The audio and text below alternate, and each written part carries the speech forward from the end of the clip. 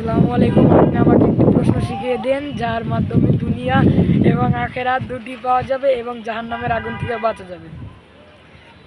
জি, আমার ভাস্তা আমাকে বলছে এমন একটি দোয়া তাকে শিখাতে, যে দোয়া সে নামাজের পর আল্লাহর কাছে মুনাজাতে বলবে, যাতে দুনিয়া এবং আখেরাতে শান্তি হয় এবং মৃত্যুর পরে জাহান্নামের আগুন থেকে মুক্তি পায়। এই দোয়াটি আমরা সকলে মুখস্থ করব।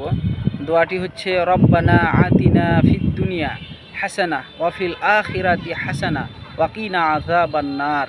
এই দোয়ার অর্থ হচ্ছে, রব্বানা, হে আমার প্রতিপালক, আতিনা, আমাকে দাও, হাসানা, শান্তি, ওয়াফিল আখিরাতি হাসানা, এবং আখেরাতে দেও শান্তি, ওয়াকিনা আযাবান নার, এবং জাহান্নামের আগুন থেকে মুক্তি দাও। আসুন আমরা এই দোয়াটি যদি পড়ি, তাহলে আমি ব্যক্তিগতভাবে বলি যে এই দোয়ার মধ্যে দুনিয়া এবং আখেরাত উভয়ের শান্তি চাওয়া হয়েছে এবং জাহান্নামের আগুন থেকে মুক্তি চাওয়া হয়েছে। আসুন আমরা এই দোয়াটি মুখস্থ করি এবং প্রত্যেক নামাজে অন্ততপক্ষে এই দোয়াটি যেন পড়ে মহান আল্লাহ তাআলার কাছে আমরা সাহায্য প্রার্থনা চাই।